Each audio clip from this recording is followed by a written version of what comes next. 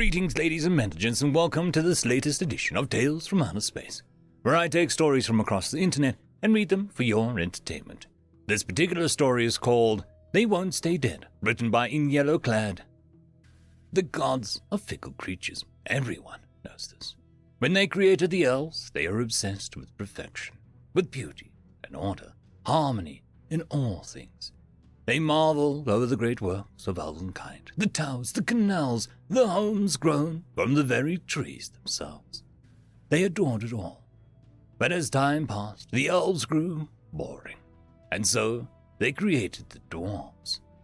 They reveled in their stoutness of their newest creations, the determination to dig ever deeper, and unearthing so many of the gods' more malign creations, felling those they could with great weapons of ingenuity and dwarven stubbornness. Their work of arts were even featured in the heavenly halls, much to the chagrin of the elves. But even the dwarves could not hold the affections of the gods for long. Next came the orcs, then the beastmen, centaurs, fauns, and satyrs, even goatmen. But like all the rest, the affections of the gods were short-lived, and in a move of stunning unity, the creator decided to simply not give a shit. What good was trying to hold the gods' attention, waging war against one another when there were better things to do? The gods took notice of this, and for a time all were bathed in the warmth of divine affection. Again, however, the gods grew bored. Each time they had created something new, it had only been one of them that did all the work. But it was not to be this time. 3 gods came together, a trickster by the name of Myla, a forge master name of Owner, and the god of death itself, Urtius. Together they crafted something strange, something using the best of all their creations. From the elves they took the grace, the fair skin they prized themselves on, the love of nature and knowledge of lands. From the dwarves they took ambition, the desire to build great monuments to heroes and gods alike. From the orcs they took their wrath, their ferocity and love for battle. They would make for mighty equals upon the battlefield. Once those species had been gathered and put together, Myla bestowed upon them an ever-shifting morality, a choice between good and evil, and all such choices would entail. Urtius then did the unthinkable. He gave them such short lives, making them mortal in a manner unheard of in the world they created. Owner forged together all that had been gathered, his great hammer beating against the anvil to craft his finest work. Little did Owner and Urtius know, but Myla had added just a bit more in secret, and she was eager to see the results of her addition. The trio then unveiled their creation to their peers, who looked upon the first of this new species with curiosity and found it lacking. They did not have the graceful slumness of the elves, nor the stoutness of the dwarves. They did not bear the green skin and tusks like the orcs, nor were they hooved like the beastmen. Instead, they were of average height, average complexion, and average intelligence. When the gods asked the trio just what they had named this new creation, it was Owner who stepped forward, cradling the sleeping form in a single hand, his voice rising so all could hear. "I have named them humans." The gods murmured amongst themselves, such a plain name, so simple, so boring.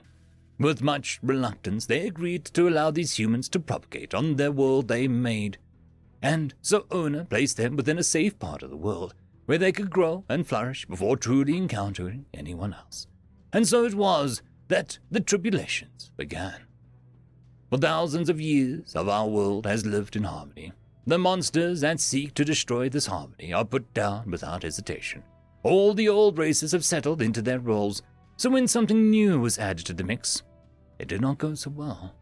It began with rumors of strange beings in hides and furs on the eastern plains, moving in packs and speaking strange tongues.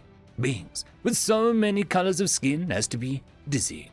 Beings with rounded ears rather than pointed, as was the norm. Beings who sowed chaos and enacted order in equal measure. Such rumors were dismissed at first. Such a thing was merely the work of the deranged mind after all. Such things could not exist. But over the decades, the centuries, the rumors grew more and more believable, till at last the first human explorer arrived in the elvish city.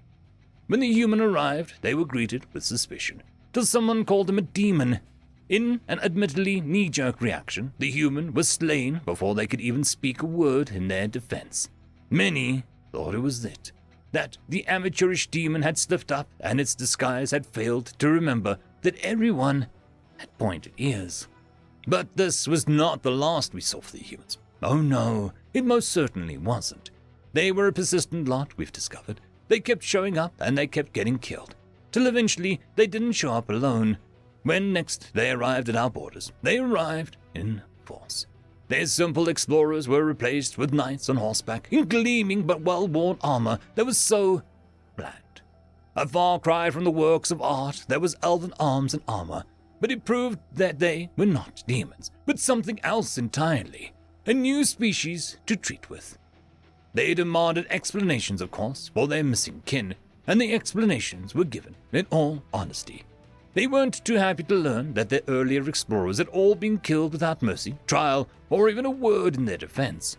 But in a surprising turn, they managed to keep calm about it, understanding our point of view, though they did ask for reparations for their families, which was also understandable. We all learned of their ever-growing civilization and decided to see what they were all about. What we discovered was appalling, to say the least. Certainly, their cities were magnificent, but they were also destitute. The poor and the downtrodden were everywhere. Their lands were no paradise like ours. We tried to teach them our ways, but discovered they simply didn't have the lifespan to learn our ways in any meaningful fashion. As a result, we elves have taken a somewhat superior view of humanity. They are lesser than us, or so many believe. The only elder species that ever seems to find any sort of camaraderie with the humans are the dwarves, who delight whenever the humans invent some new form of alcohol or create some new contraption of metal and magic. Little did any of us know, not even the humans, but their arrival had brought other things into this world, terrible, monstrous things. Our world is no stranger to monsters and demons, nor to one form of the undead. Vampires, werewolves, dragons, and one form of beast or another have always plagued our world, though vampires are generally tolerated so long as they don't indulge in feeding frenzies. But with the arrival of humanity came a whole host of new monsters. Their darkest mages and warlocks became liches. The unblessed dead rose again as flesh-eating zombies, and the spirits of those who died horribly did not pass on to the afterlife under the watchful eye of Urtius. In essence, we discovered that humanity had a problem with staying dead, unlike the rest of us. This became all the more clear and known to us when the dark times came to our world. The demon lord Kurtharamak rose to our world in an attempt to conquer it, his army spilling forth from the dark mountain. The demons burned our forest, plundered the treasures of the dwarves, and forced the orc tribes to bend the knee in battle. But when they came upon humanity, who had warred amongst itself ever since its creation, the demons crashed against the walls of the human steel and sheer, indomitable will. Their war for the soul of our world was long fought and desperate. Many of us elder races brought the humans into our armies, using their strength and determination to bolster our millennia of tactical knowledge. It worked, though the humans always surprised us with their cunning. For so long we all worked together, united against the common foe, so many of us, realizing that for all of their faults, for all of their plain simplicity of their species, they were as worthy of respect as we were. Some, of course, still didn't think that way, namely one elvish prince who fancied our kind to be vastly superior to every other species out there, especially the humans. They led an army mostly composed of elves, but was forced to accept dwarven units and quite a few humans, much to his displeasure. It was near the end of the war when he put a particularly treacherous plan into motion. Over the many years of our grand campaigns, he had, admittedly, made some terrible tactical decisions, all of which had been ignored or openly defied by human generals and commanders. The humiliation was complete, and he could not allow such a slight to endure. So, on the eve of the great battle, one of the last, as it would turn out, for a band of impetuous adventurers would slay the demon lord the very day of the battle. He ordered the humans and dwarven companies to flank the enemy forces in the dead of the night. while his elvish forces would flank from the other side and trap the demon contingent between the two forces. It was a rather sound plan, honestly, and even the human commanders couldn't fault it. That is, till the battle began, and there was no sign of the prince and his soldiers.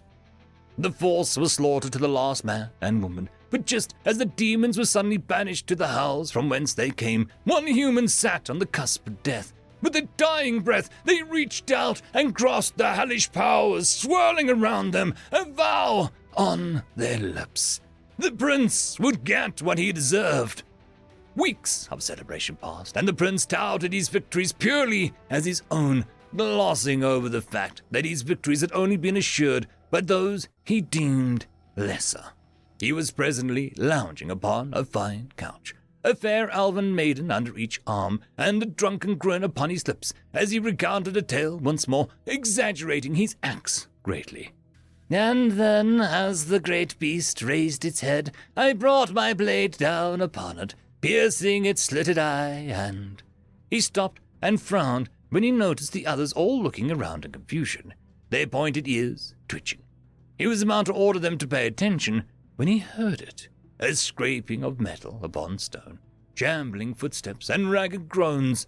From outside the grand hall of the palace, he and the other revelers heard gasps and cries of alarm, of orders to halt that dwindled to mere choked whispers. Finally, something slammed against the great doors, and the guards within the room drew their blades, moving to intercept.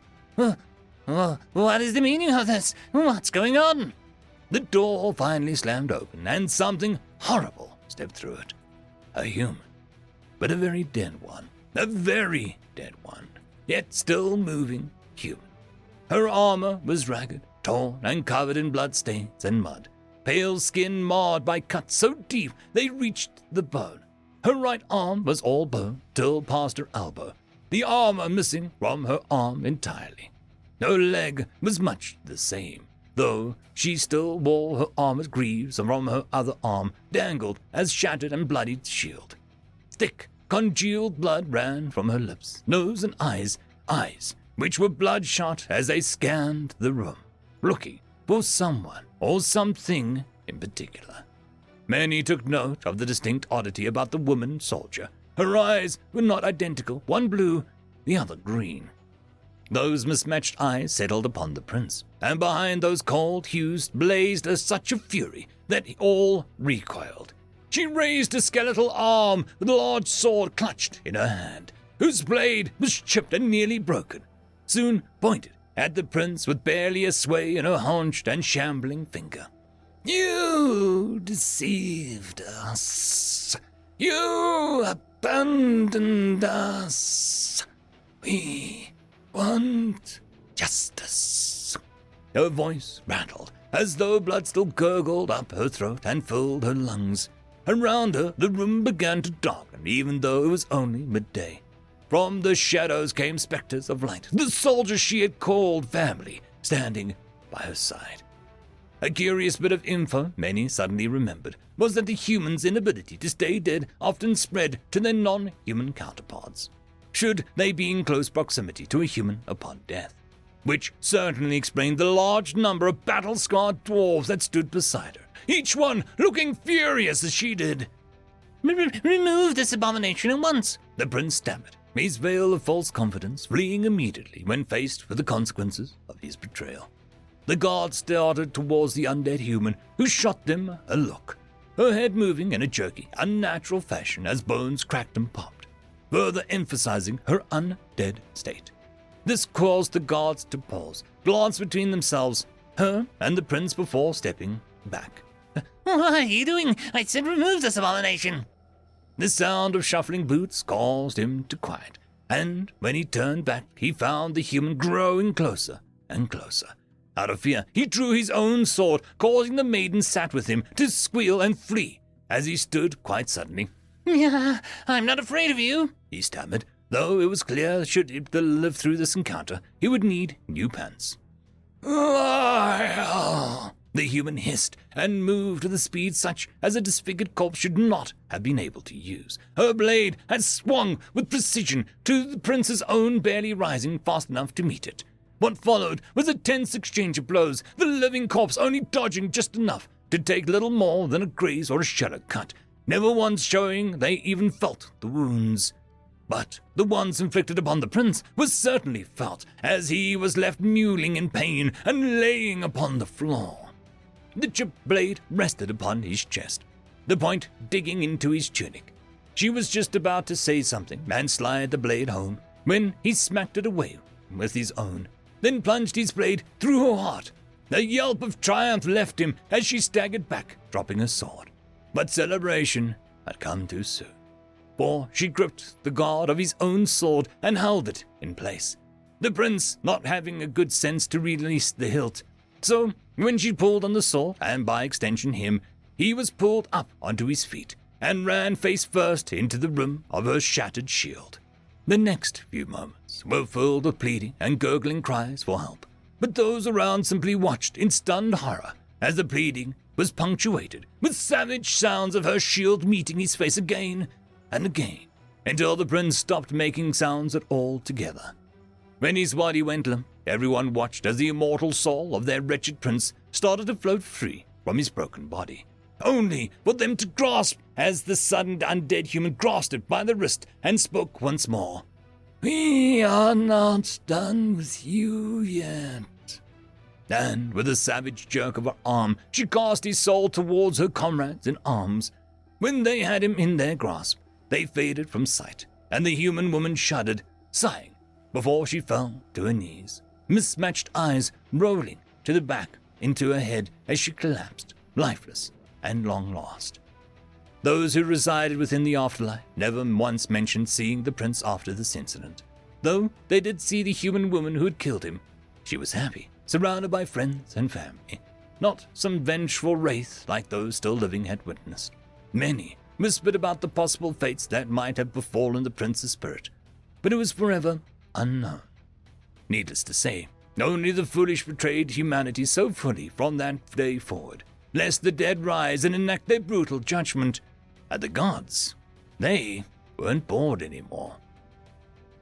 End of story.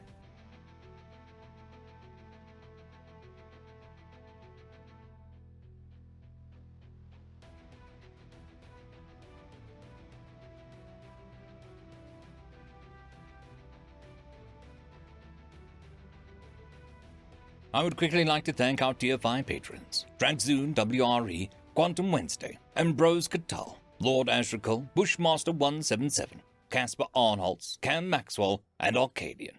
Thank you very much.